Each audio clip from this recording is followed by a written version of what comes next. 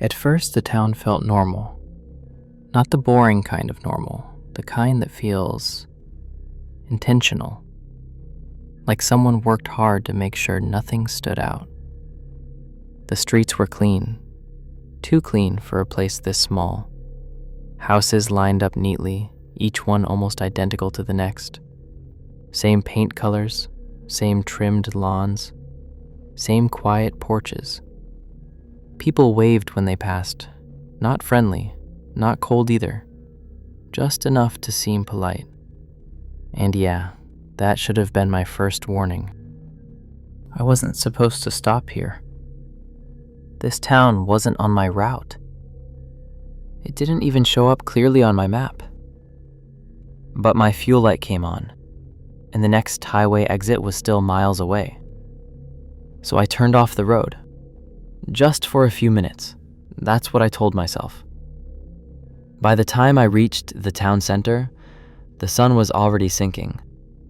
That dull orange glow sat low in the sky, stretching shadows across the street.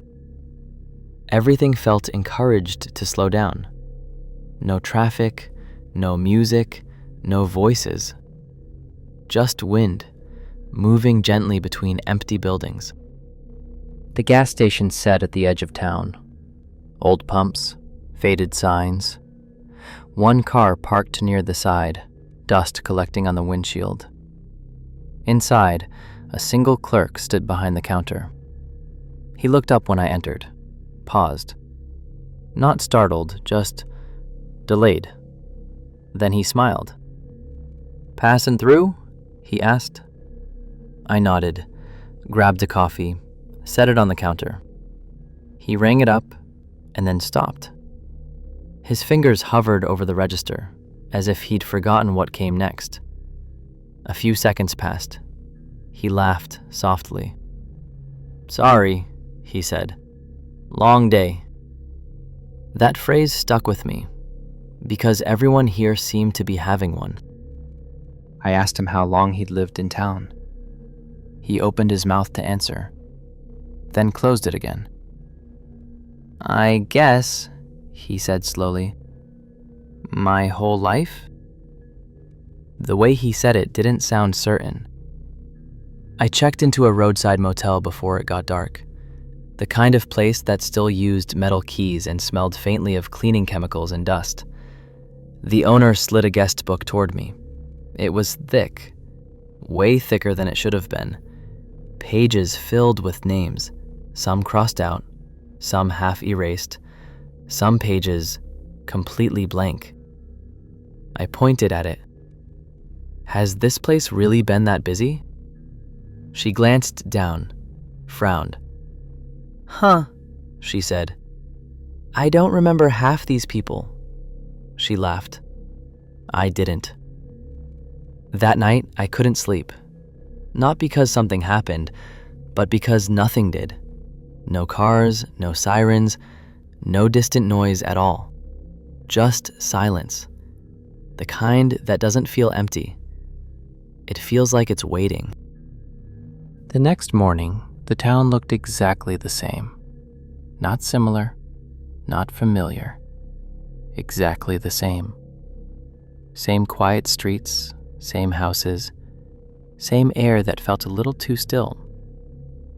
It was like the night never really ended. It just dimmed and then reset. I stepped outside the motel. The parking lot was empty. No cars arriving, no cars leaving. The metal key felt cold in my hand, even though the air wasn't. I locked the door, turned around, and almost ran into someone. A man, mid-40s maybe, neutral face, polite distance. "Morning," he said. I nodded. "Morning." He hesitated, just a beat too long. "Do you, he started, then stopped. He smiled awkwardly. "Have we met?" I told him my name. He repeated it quietly, like he was testing how it sounded. Then he nodded. "Right, yeah, of course."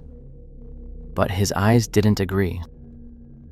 I walked into town, past the same houses, the same trimmed lawns, the same quiet porches. That's when I noticed it again. No one used names. People talked. They laughed lightly.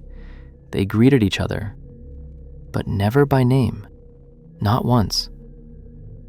At a small cafe, I sat near the window. 2 men were talking at the next table. One of them frowned suddenly. "Didn't we used to work with someone else?" he asked. The other stirred his coffee. "Maybe," he said, "or maybe I'm mixing things up." They sat in silence for a moment. Then one of them shrugged. "Doesn't matter." And that was it. No follow-up, no curiosity, just dropped. That's when I realized something important. People here weren't confused. They were comfortable being confused. I went to the local library. Old building, low ceiling, smelled like paper and time. The librarian looked up when I entered, smiled. "Looking for anything in particular?" she asked. "Town records," I said. "History, residents." She nodded slowly. "Sure." She disappeared into the back. When she returned, she carried a thick folder. The label read, "Residents." She set it on the table and walked away. No instructions, no warning, just trust. Inside were photographs, school pictures, family portraits, community events. At first glance, everything looked normal. Then I leaned closer. Faces were missing. Not scratched out, not torn, just blurred. Perfectly intact photos, perfectly absent people. Like the camera had simply decided they didn't need to be there. I called the librarian over. "Have you noticed this?" I asked. She leaned in, squinted. Her expression changed, just slightly. "That's odd," she said. She flipped through a few pages. "I could have sworn those were clearer." She paused. Then she closed the folder. "It's probably just age," she said. "These things degrade over time." She smiled. The conversation was over. I wrote everything down. Names I heard, conversations, times, because by then, I didn't trust my memory anymore. That afternoon, I passed a woman standing outside her house. She was staring at a framed photo in her hands. Her face looked tired, confused. I asked if she was okay. She hesitated. "I'm trying to remember who this is," she said. The photo showed 2 people. One of them was her, the other, a blur. "I know I loved them," she said softly. "I just don't remember how." She looked up at me. "Isn't that strange?" I didn't answer. Because it wasn't strange anymore. It was a pattern. Back at the motel, I checked my notes. Some words were smudged. Names I was sure I'd written looked incomplete, like they were fading even on paper. That night, I sat on the edge of the bed, listening. No cars, no voices, no distant sounds at all. Just wind, moving between buildings. And something else, a feeling, like the town wasn't watching me, but waiting for me to notice. By the 3rd day, I stopped trying to prove something was wrong. I focused on noticing how it was wrong. Because whatever was happening here wasn't sudden. It was gradual, quiet, patient. I started with myself. Little things felt off. I'd wake up and take a second longer to remember where I was. Not confusion, just delay. Like my thoughts were loading instead of arriving. That morning, I went back to the cafe. Same table, same window. The barista looked at me, smiled politely. "Can I help you?" I waited. She didn't recognize me. I'd been there twice already. I ordered coffee. She handed it to me, paused, then frowned slightly. "Sorry," she said. "Have we met before?" I said my name. She repeated it quietly, then nodded. The smile came back, but something behind it didn't. I sat down and opened my notebook. Some lines were missing. Not erased, not crossed out, just gone.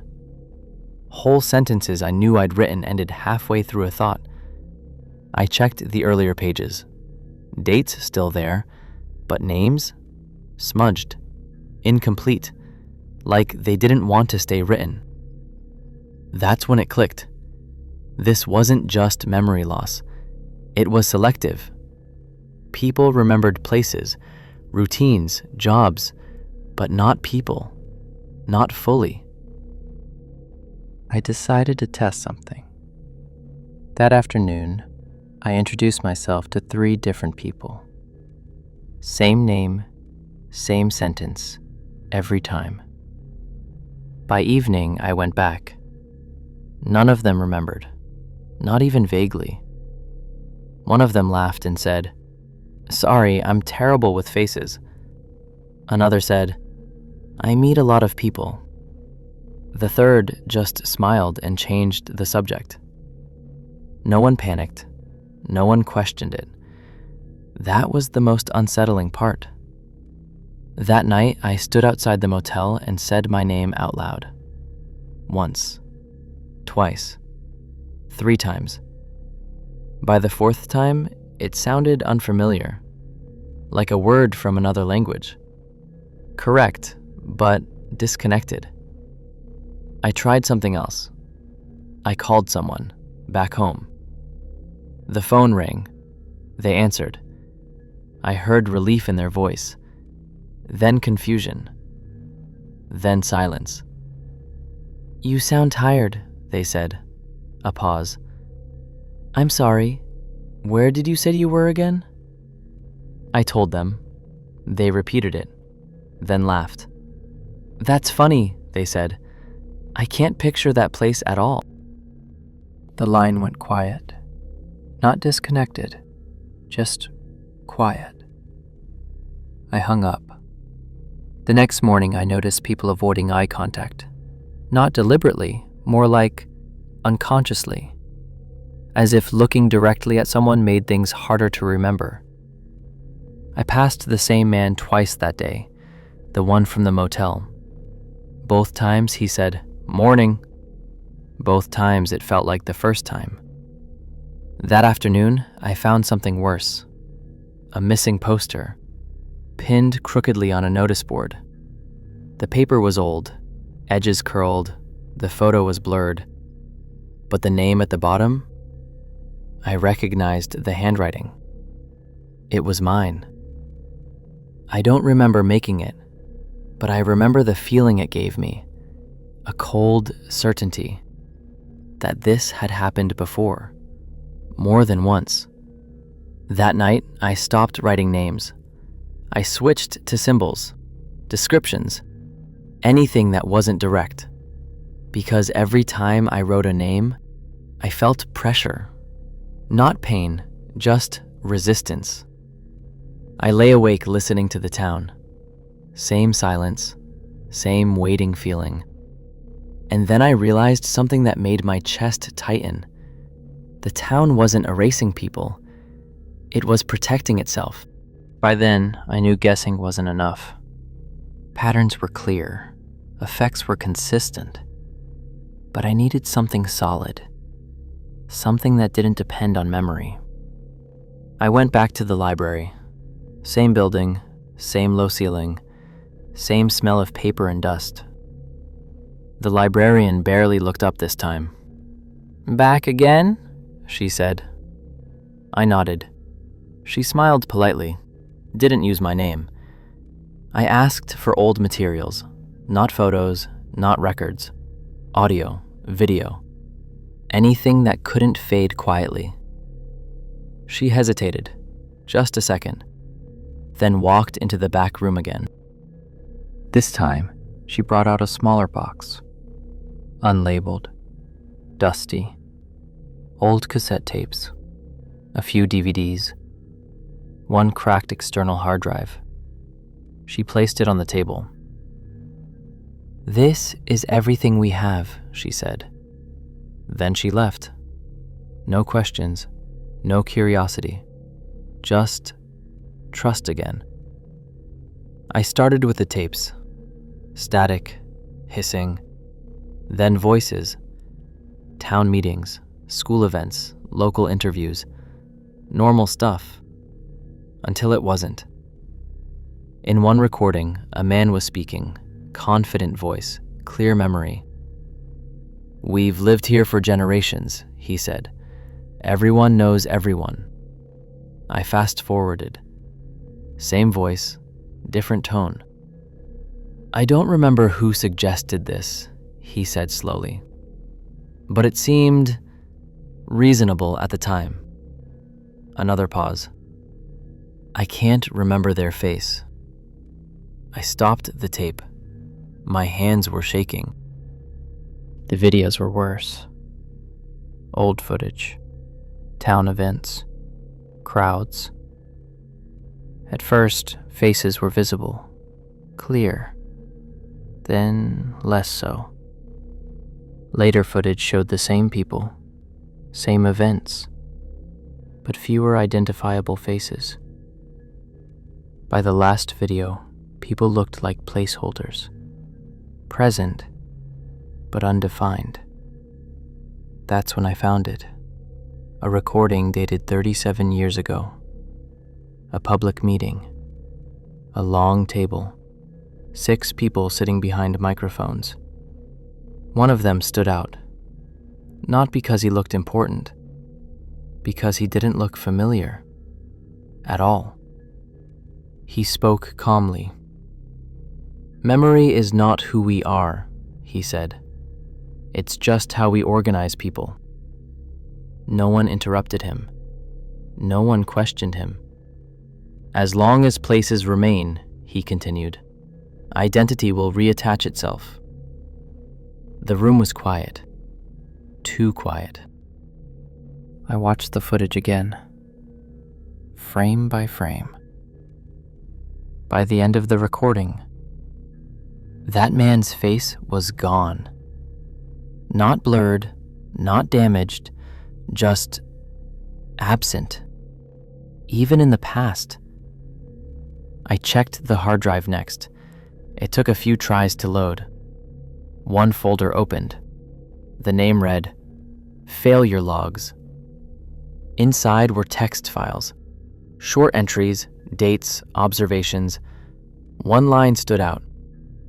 "Once an individual becomes too memorable, the system accelerates removal." Another, "Outsiders experience faster onset." Another, "Documentation slows the effect, but does not stop it." That's when I heard footsteps. Slow, measured, behind me. I turned. The librarian stood there. Not smiling, not frowning, just watching. "You shouldn't be looking at that," she said. Her voice wasn't angry. It was tired. I asked her how long she'd known. She didn't answer right away. Then she said something that stayed with me. "I don't remember when I started working here," she said. "I just know I always have." I packed the box, quickly. She didn't stop me. She stepped aside, almost relieved. That night, back at the motel, I played the recordings again. One tape hadn't finished. At the very end, after the static, a familiar voice appeared. Mine. "If you're hearing this," the voice said calmly, "it means you stayed too long. I thought leaving would fix it." "It doesn't." A pause. "They don't erase you. They wait." I shut the tape off. My reflection in the dark TV screen felt slightly delayed, like it wasn't fully synced with me anymore. Outside, the town was quiet. Too quiet. Not asleep, just listening. I didn't sleep that night. Not because I was scared. Because sleep felt optional. Like something I used to need. By morning, the motel room felt unfamiliar. Not changed, just less specific. The chair could have been any chair. The walls could have been anywhere. I checked my notebook. Most of the names were gone. Entire pages still there, but blank. Like placeholders waiting to be filled by something else. I knew I had two options. Leave, or stay long enough to understand what "they wait" really meant. I tried to leave. I packed the car, turned the key. The engine started, no problem. I drove to the edge of town. Same road I came in on, same sign, same bend. I passed the gas station, then the motel, then the cafe, then the library. I stopped the car, checked the map. The road looped perfectly. No glitches, no errors, just closed. Like the town had decided I was done exploring. That's when I noticed something new. The missing poster on the notice board. I hadn't seen it before. Old paper, curled edges. The photo was blurred. The name at the bottom was unreadable. But the handwriting? It matched mine. I don't remember making it, but I remember the intention. It wasn't a warning. It was a reminder. Back at the motel, someone knocked on my door. Slow, measured. I didn't answer. The knocking stopped. No footsteps leaving, just stopped. I opened the door. No one was there. But something was different. The room number on the door was gone. Not scratched, not removed, just absent. That's when it became clear. The town doesn't erase you when you arrive. It waits until you stop being specific, until you blend. I went back to the library one last time. The librarian was there. Same place, same posture. She looked at me and hesitated, longer than before. "I think," she said carefully, "you're almost done." I asked her what happens next. She didn't answer directly. She never did. Instead, she said, "Everyone who stays eventually helps." "Helps what?" She looked around the room. "At first, the town forgot people by accident," she said. Then it realized forgetting was cleaner. No grief, no loss. Just adjustment. I asked her why outsiders came faster. She smiled sadly. "Because you notice," she said. "Residents stop noticing." I understood then. The town isn't a trap.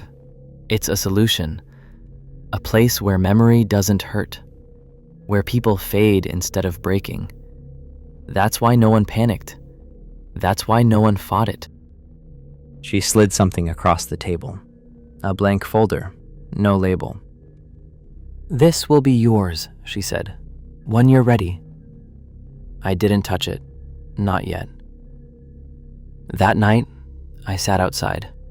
Same place I'd said my name before. I tried again, once, twice. By the third time, it didn't feel urgent. By the fourth, it didn't feel necessary. I realized the final rule. The town doesn't collect people. It collects roles. Caretakers, record keepers, observers, and when one fades, another arrives. The tape hadn't been a warning. It had been instructions. I recorded one last message. Not my name, not my story. Just this. If you're here and something feels wrong, pay attention. That's how it starts. I left the tape in the motel room, on the table, where someone else would find it. By morning, the room felt complete, like it had always been that way.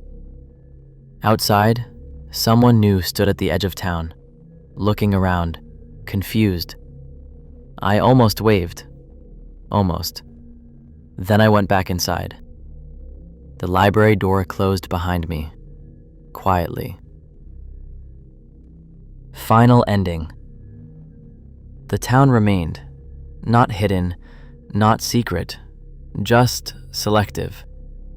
And somewhere on a road not marked clearly on any map, another fuel light turned on. If this story stayed with you, you're probably already paying attention. Subscribe for more stories like this. And if it made you think, tap like. It helps the next one find you.